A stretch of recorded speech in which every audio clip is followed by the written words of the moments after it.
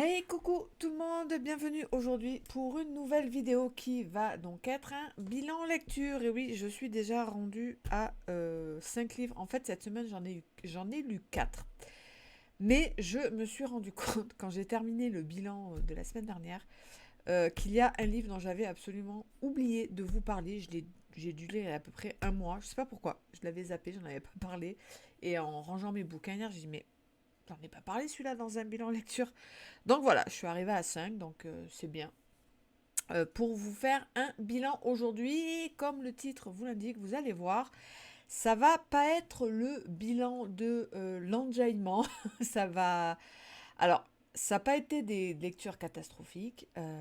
J'ai passé un petit moment de plaisir, parfois sympatoche pour certains de ces bouquins, mais honnêtement, tous les livres dont je vais vous parler aujourd'hui dans cette vidéo sont des livres qui, honnêtement, ne resteront pas gravés sur la pierre pour cette année 2021. Honnêtement, ils ne seront pas dans ma vidéo les meilleures lectures de 2021. Voilà, clairement. Mais voilà, moi je vous ai dit que je vous parlais ici de absolument toutes mes lectures. Donc, eh ben, c'est comme ça. Parfois, le hasard des lectures font que ben, il y aura des bilans. Ce sera pas très glop. Mais je vous dis, c'est pas non plus l'horreur, on va dire. Donc, le fameux livre dont j'avais oublié de vous parler, et je vais enfin vous en parler aujourd'hui, c'est Si tu étais là, d'Alastair Burke, qui est donc sorti en preview, on va dire, chez France Loisirs. Du coup, je ne sais pas du tout quand est-ce qu'il est prévu. Je pense que ce sera chez Belfond. Ça serait bien de sortie Belfond, ça. Non, Presse de la Cité. Apparemment, ce sera chez Presse de la Cité. Donc, ce roman d'Alastair Burke, ben voilà, c'est typiquement le roman où j'ai passé un moment sympatoche sur le coup, mais là, un mois après, je ne me souviens absolument plus de rien. Enfin, je me souviens grosso modo, mais vraiment dans les grandes lignes. Mais voilà, si vous cherchez un bouquin qui fait le job sur le coup, celui-là, il a fait. C'est marrant parce qu'il y a une petite phrase d'Arlan Coben en dessous et j'ai beaucoup pensé à Arlan Coben en lisant ce bouquin. Je pense que si vous êtes fan d'Arlan Coben, ça peut le faire avec vous. Donc là, on est à New York, on est avec un lycéen qui, ben, pour survivre, il est un peu en galère avec sa mère. Du coup, pour survivre, il fait des petits larcins dans le métro new-yorkais. Il vole surtout les téléphones, les PC portables dans les rames de métro. Et ce jour-là, il va piquer le téléphone d'une femme, sauf que la femme, elle va pas se laisser faire, elle va le poursuivre. Et pendant la course-poursuite, le gamin, enfin le gamin, je sais plus, il a 17-18 ans, il va tomber sur les rails du métro. Et un métro est en train d'arriver. Et à ce moment-là, la femme à qui il avait volé le téléphone saute sur les rails. Elle le prend, elle le soulève, elle arrive à le soulever avec une force incroyable. Elle le sort des rails, il est sauvé. Elle reprend son téléphone et elle se barre. Donc voilà, tout le monde a filmé ça. C'est un peu le break news de la journée. Tout le monde repasse ça sur les réseaux sociaux, etc.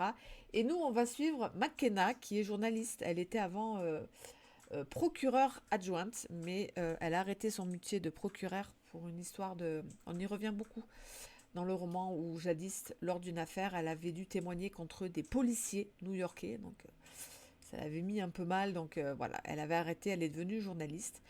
Et donc voilà, on lui demande un article sur ce qui s'est passé dans ce métro. Et en menant l'enquête, elle se rend compte, elle arrive à avoir un agrandissement du visage de la femme qui a récupéré son téléphone. Et là, elle a reconnu, cette femme, c'était sa meilleure amie, jadis, quand elle avait une vingtaine d'années, et qui du jour au lendemain avait disparu. Elle était militaire, fille de militaire, et du jour au lendemain, elle avait disparu. On ne l'a jamais revue. Et là, voilà, elle est là. Et ben, McKenna, elle va mener l'enquête avec sa copine journaliste. Elles vont mener l'enquête. Et donc voilà, on va partir sur un gros truc. Les secrets du passé. Qu'est-ce qui s'est passé avec ce suspense-là? Vraiment comme la même sauce que fait Arlan Coben. Et puis voilà, si ces sauces-là vous plaît, ben ça va le faire. Honnêtement, voilà, ça fait vraiment le job. On cherche à savoir qu'est-ce qui s'est passé. Il y a en arrière-fond cette histoire avec McKenna, jadis, quand elle était procureure, cette histoire de flic. Donc voilà, on part sur deux, trois petites enquêtes, mais surtout cette enquête-là. Pourquoi sa copine avait disparu, etc. Qu'est-ce qui s'est passé jadis? C'est surtout ça. Donc voilà, je répète, ça fait le job. C'est plutôt bien écrit. Il y a ce tempo passé-présent. Il y a ce tempo action-réflexion plutôt bien dosé. Ça fait 370 pages. Que vous dire de plus que c'est très divertissant.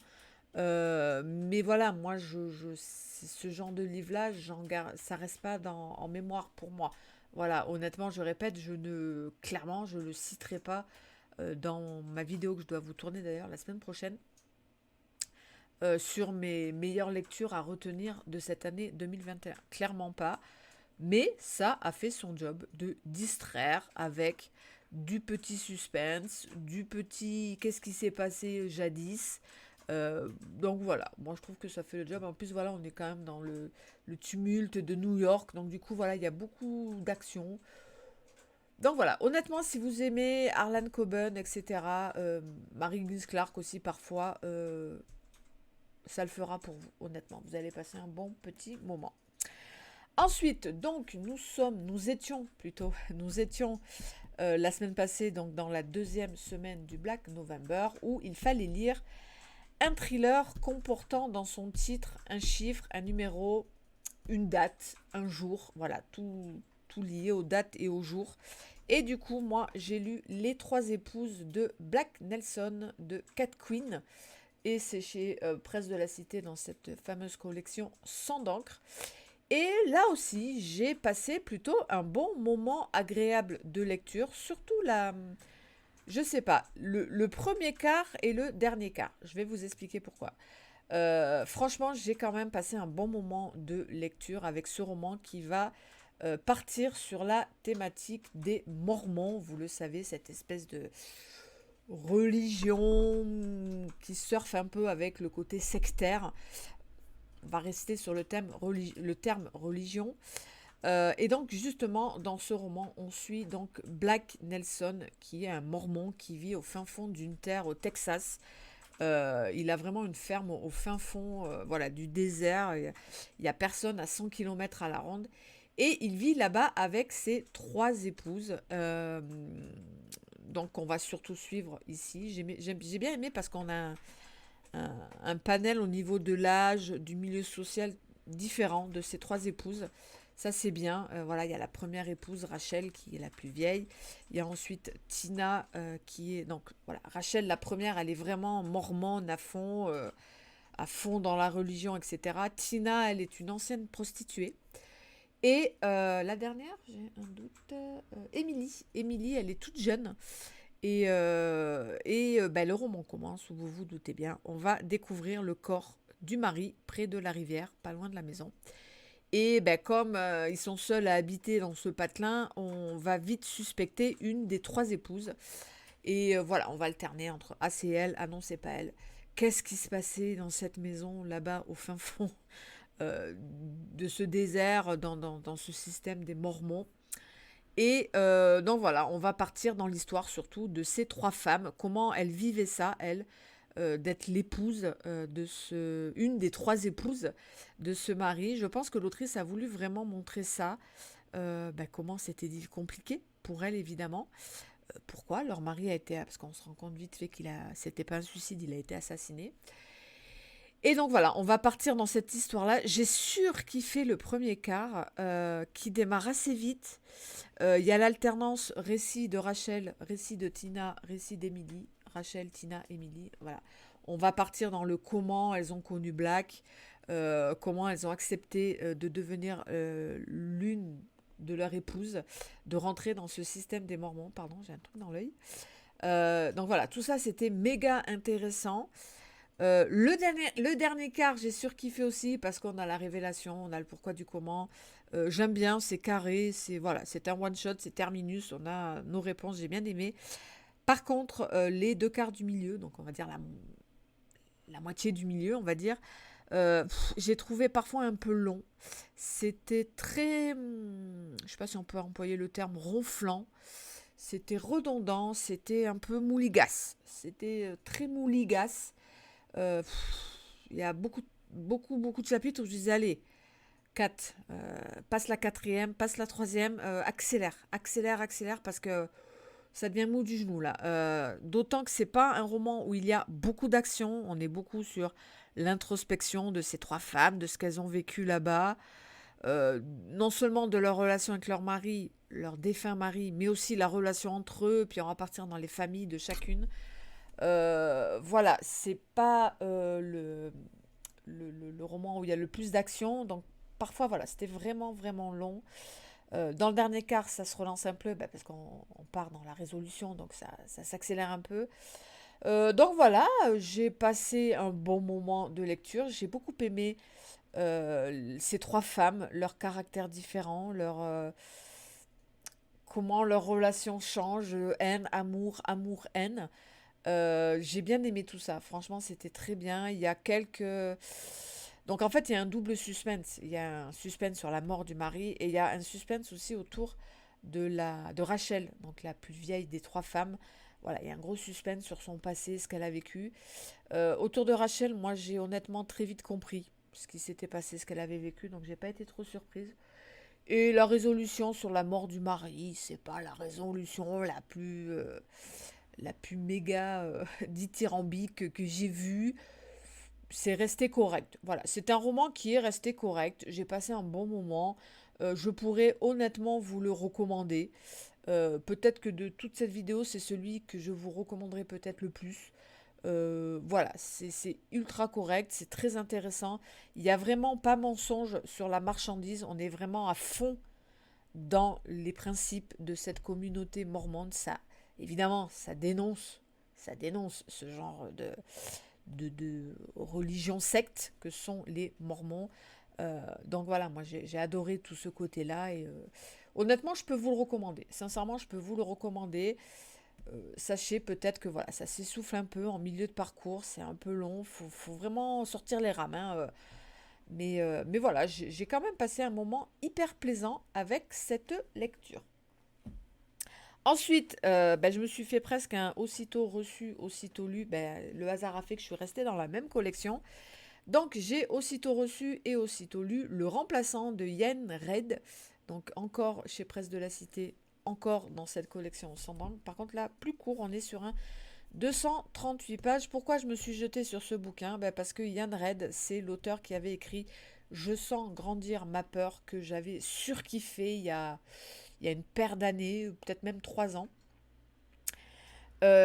qui était un texte très spécial, original, mais vraiment très très spécial. Je ne suis pas sûre que ça plaira à tout le monde.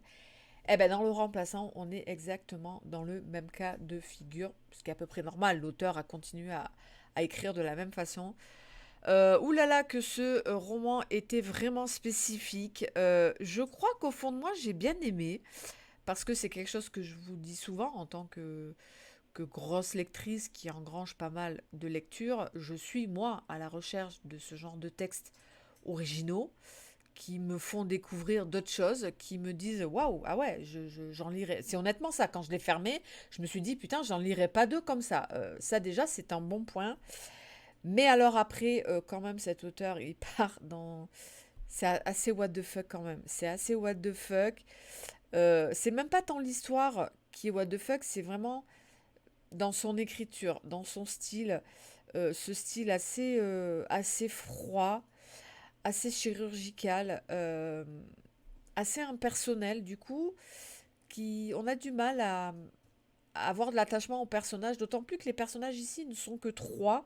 Je rappelle, on est avec un couple de fermiers qui vivent au fin fond, on ne sait pas trop, je crois qu'on est dans le... Ouais, on est au Canada, je crois, au fin fond... ouais, parce que c'est un peu un postat, donc on ne sait pas trop où on est. Bon, au fin fond des terres, voilà. Ils vivent en couple là. Et un jour, un homme, costard-cravate, va venir leur dire que le mari a gagné un voyage pour aller vers la première colonisation spatiale. Parce qu'on se rend compte qu'un jour ou l'autre, il va falloir quitter la Terre. Mais avant de partir là-bas, notre homme en costume cravate va devoir vivre un petit peu avec ce couple-là. parce que on va leur proposer un... Comment dire? J'ai oublié le nom. Un, un avatar biomécanique qui remplacera le mari et pour que la femme ne soit pas toute seule. Mais pour créer cet avatar qui corresponde vraiment à ce qu'est le mari, ben, notre homme doit rester avec eux pour prendre des notes, voilà, tout bête, qu'est-ce qu'ils mangent au petit déjeuner, leur vie à eux, etc. Avant que notre homme parte dans l'espace. Et donc voilà, on va suivre ce couple avec cet homme-là au milieu, avec ce truc de voyage dans l'espace qui va bientôt arriver. Et voilà, comment ils vont vivre tout ça. C'était vraiment un texte euh, tellement spécifique. Comment parler d'un roman tellement spécifique comme ça? C'est très très dur. Euh, Là, je dirais pareil, j'ai beaucoup aimé le début. J'ai surkiffé la fin, ce qui est quand même un bon point dans ce genre de récit un peu loufoque. Euh, la fin est géniale. Ce que propose l'auteur à la fin, c'est génial. Je ne l'ai pas vu venir. C'est ce genre de fin qui te fait vouloir envie de relire le bouquin en sachant que j'adore ce genre de fin. Mais quand même, qu'est-ce que ce récit était spécifique. C'était long parfois.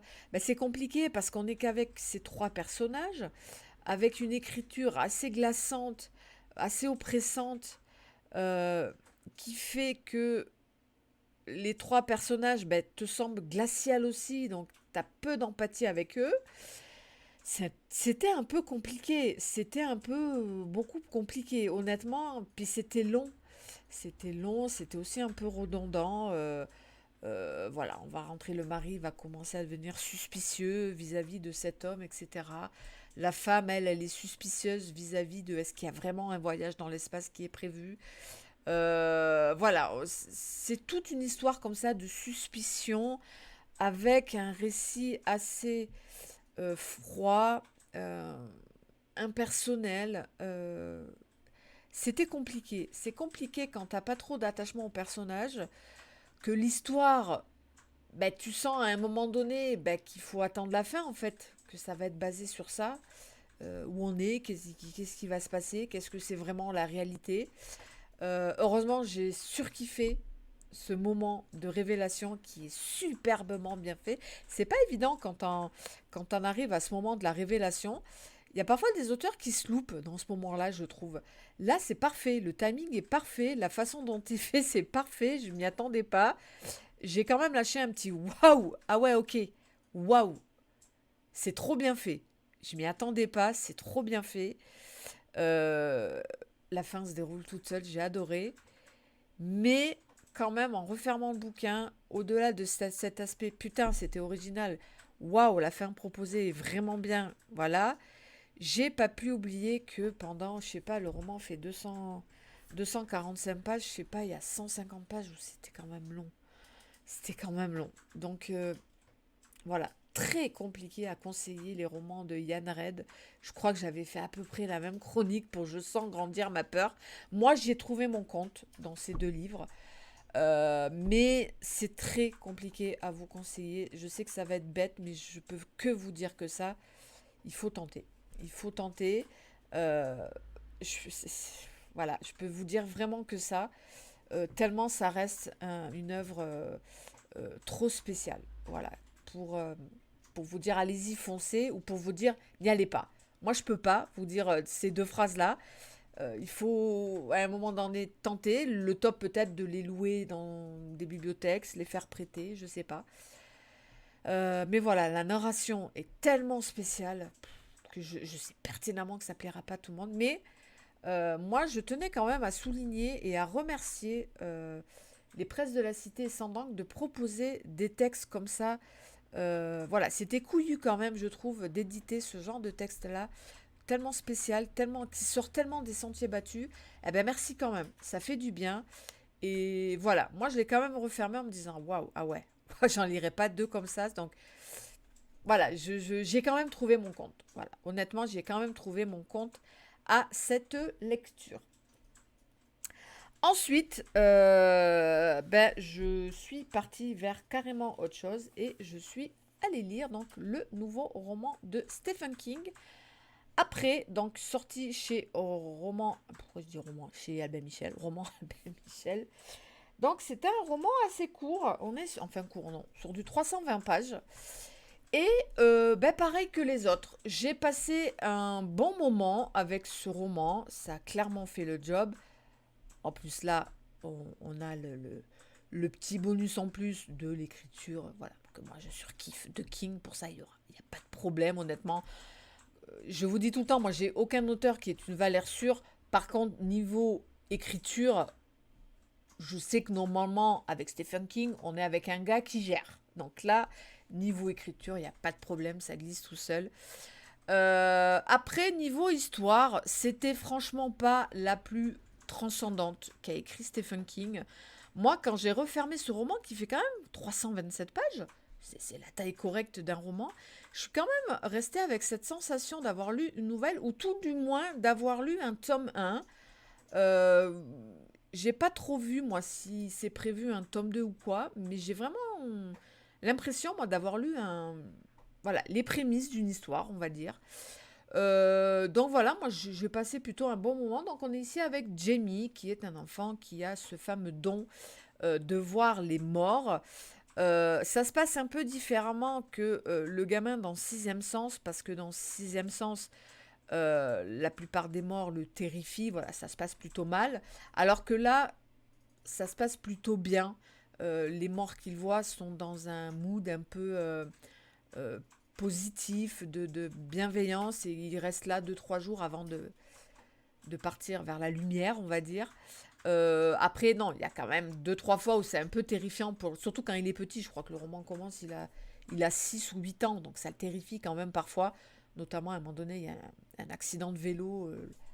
La tronche du mort, elle est complètement défaite. Et lui, il voit le mort. Donc voilà, c'est pas non plus super gai, mais bon, voilà, ça va à peu près bien.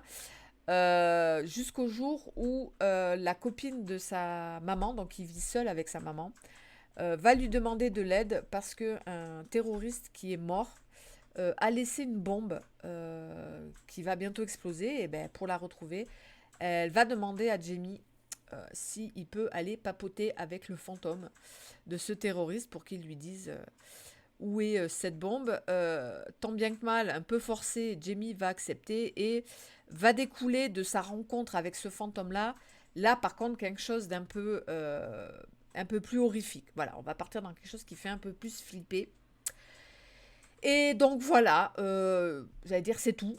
Ben oui, c'est vrai, c'est tout. Je sais pas, moi j'ai pas été transcendée par cette histoire.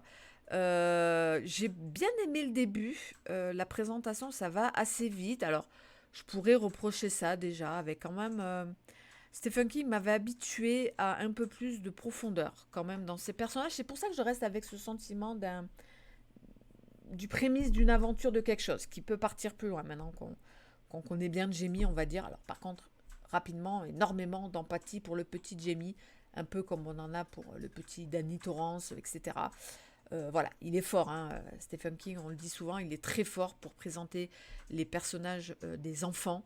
Voilà, la Jamie, en quelques pages, c'est bon. On l'a dans la poche, on le suit de ouf. En plus, il vit tout seul avec sa maman. Ça, pas de problème. On l'a rapidement, l'empathie. Après, moi, c'est l'histoire que j'ai trouvé très banale. Voilà, je trouve qu'il a peut-être pas assez exploité. Je répète, moi, je suis vraiment dans ce sentiment de Stephen King qui nous présente son personnage, sa petite histoire, son don. Il y a juste cette histoire avec le terroriste. Et puis voilà. J'espère honnêtement qu'il y aura qu'il y aura un après. Ça serait bien. Voilà. Moi, j'ai pas été transcendée par ce Stephen King. C'est resté plus que correct. Ça fait le job. Ça divertit bien. On a l'attachement au personnage comme on a souvent avec Stephen King. Niveau écriture, j'ai absolument rien à redire. C'est carré, c'est parfait. Mais voilà. Alors après. Stephen King, il va user de trucs où il y a quelques rappels à notamment le ça. Ouais, moi j'ai trouvé un petit peu ça facile de faire venir des choses, là notamment du ça, ouais. Moi je trouve que là, Pepper Stephen, il a joué un petit peu facile. Voilà, c'est facile hein, de faire venir des trucs d'autres romans. Qui sait qu'en plus il y a eu une hype. Moi, ça m'a plus fait lever les yeux au ciel, de me dire ouais, ok. Donc voilà, moi je ressors, c'était bien, j'ai bien aimé Jamie. Franchement, honnêtement, s'il sort une autre histoire avec le petit Jamie, voilà, sa maman, etc., je le lirai avec plaisir, mais je suis pas sûre parce qu'il y a des flashs où on le voit grand. On le voit quand il... Si, remarque qu'il peut faire une fois qu'il est homme, comme avec Shining et Doctor Sleep. On voit Danny Torrance quand il est grand, là il peut revenir une fois que Jamie est grand.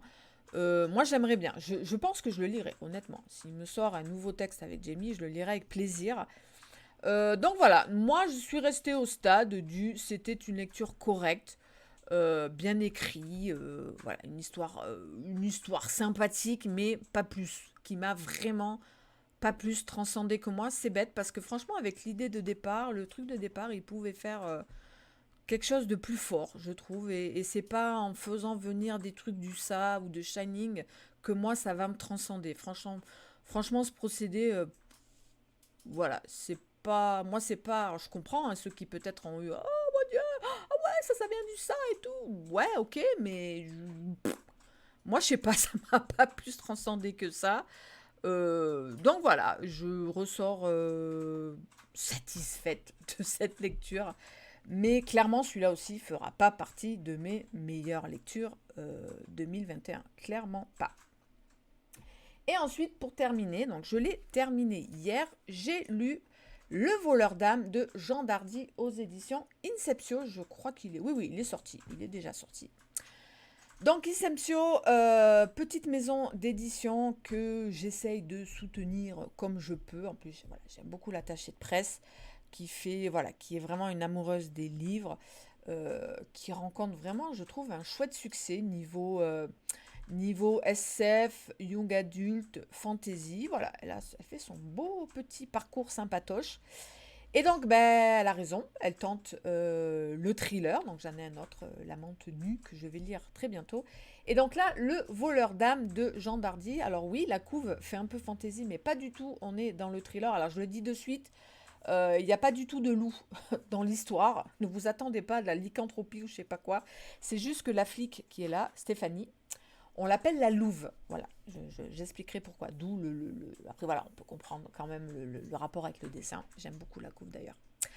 Alors, ce roman, comment vous dire, c'est typiquement le roman où il va y avoir un grand fossé entre le fond et la forme. J'ai beaucoup aimé le fond de l'histoire, puisque là, on est avec des assassinats, enfin, l'enlèvement et l'assassinat de jeunes filles dans une petite ville en France.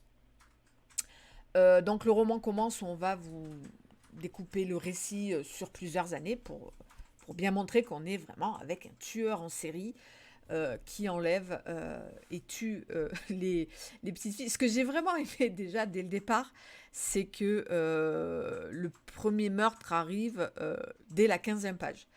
Voilà, ça c'est bien parce qu'il y a parfois des romans où tu sais que tu es avec un tueur, etc. Et l'auteur met jusqu'à la page 100, tu vois, à te montrer le premier meurtre. Là, dès la page 15, bim, la première gamine, bam, je te la tue direct, je te l'enlève, je te la tue direct. Et là, en plus, ce tueur va énucléer ses victimes, donc il va leur enlever les yeux. Pour X raisons, ça fait partie du modus operandi du tueur. Et voilà, bim, dès le 15, et c'est assez hard cette scène. Hein. Je rappelle, on est avec des gamines de 12 ans, donc c'est assez hardos. Mais je me suis dit, bon ben voilà, il a raison. On sait, voilà, dès la page 15, tu sais ce que fait le tueur à ces gamines. Et voilà, on va le suivre sur plusieurs années, donc on va être clairement avec un serial killer qu'on n'arrive pas à choper. Et du coup, pour tenter de le choper, on va faire appel donc à notre Stéphanie, qui est une flic avec des méthodes un peu ardos. Voilà, c'est une femme très farouche, qui a des méthodes assez brutales, d'autant qu'elle a une histoire personnelle un peu compliquée, puisque, bon, je peux le dire, on l'apprend rapidement, après un accident de voiture, sa fille, qui avait 5 ans, est tombée dans le coma. Là, elle en a 10, et donc depuis 5 ans, sa fille est dans le coma, au fin fond d'une chambre d'hôpital. Donc voilà, c'est très compliqué, la vie de Stéphanie. Voilà, elle est vraiment, elle est remontée sur pile, machin, et elle va absolument tout faire pour choper cet homme ce serial killer de fillette, on va dire. Donc voilà, on va partir dans cette intrigue-là, que j'ai trouvé, voilà, le fond de l'histoire était, on part sur du serial killer, voilà, c'est clairement ce que nous vend la quatrième de couve, il n'y a pas mensonge, on part là-dessus. Le personnage de Stéphanie est plutôt intéressant, et voilà, on va partir dans cette histoire-là. Euh, Parlons déjà de la fin, je l'ai trouvé aussi très correct, le pourquoi du comment, de ce que fait. C'est important, hein, je trouve, hein, je répète, quand on met en scène un serial killer, c'est très important qu'on comprenne pourquoi il a fait ça. Là, c'est clair et net, voilà, c'est très bien expliqué. Par contre, moi, c'est la forme qui m'a énormément gênée dans ce roman, que j'ai trouvé une écriture beaucoup trop facile, beaucoup trop simple, très scolaire. Les dialogues, euh, alors c'est pas qu'ils étaient invraisemblants, mais j'avais du mal à croire au dialogue parfois, que ce soit les gamines voilà, j'ai eu beaucoup de mal avec le style de l'auteur. J'ai eu beaucoup de mal avec l'écriture. Du coup, ça crée quand même un peu de mal à... Quoique si, l'attachement à Stéphanie, il était là. Mais moi, quand je suis beaucoup trop gênée par l'écriture et la narration comme ça, j'ai quand même beaucoup de mal à m'imprégner de l'histoire, à m'imprégner des personnages. Après, moi, je pense clairement que je suis peut-être pas forcément la cible, parce que peut-être, voilà, dans les petites maisons d'édition comme ça qui se lancent, on part peut-être vers du thriller un peu grand public, ce qui est peut-être normal.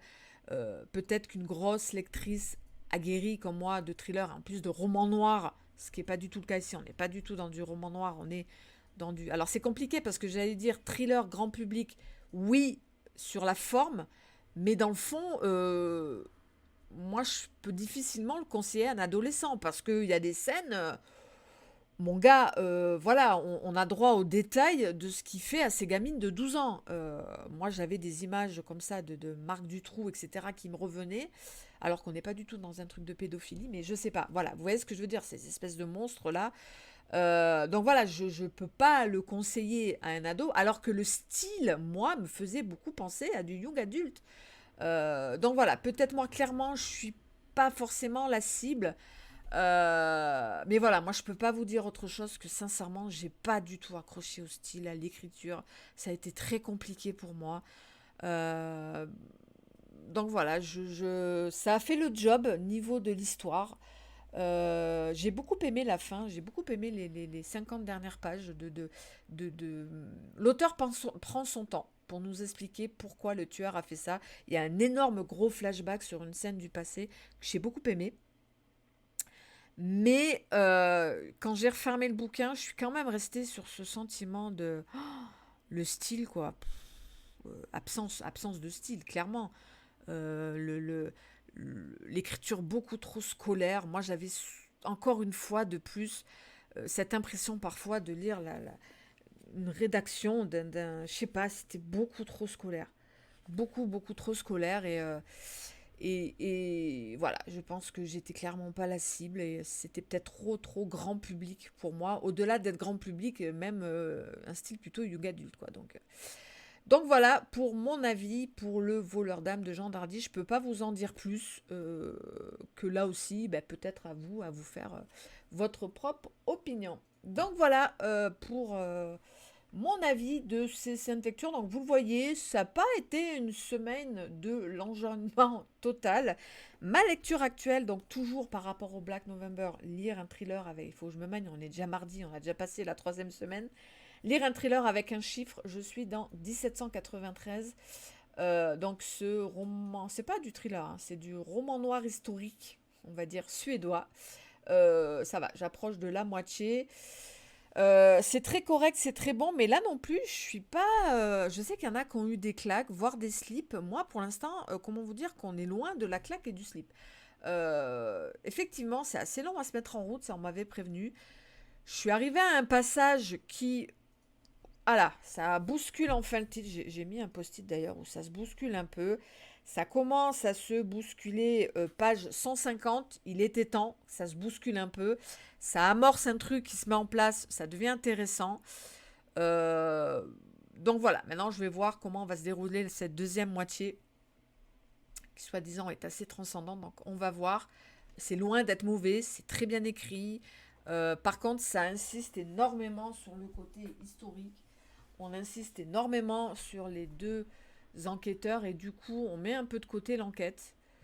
Euh, mais je vous dis, la page 150, il y a une grosse scène qui, quand même, voilà, ok, lance le truc, donc ben, on va voir ce que ça va donner. Et du coup, ben, je vous en parle dans un prochain bilan lecture. Alors, par contre, j'avais mis l'audio bureau, j'espère qu'on... Non. Oui, le micro est là. Oh, j'ai eu peur, je crois que j'avais oublié de mettre le micro. Donc, le programme à venir. J'aimerais vous faire une vidéo qu'on me demande assez souvent.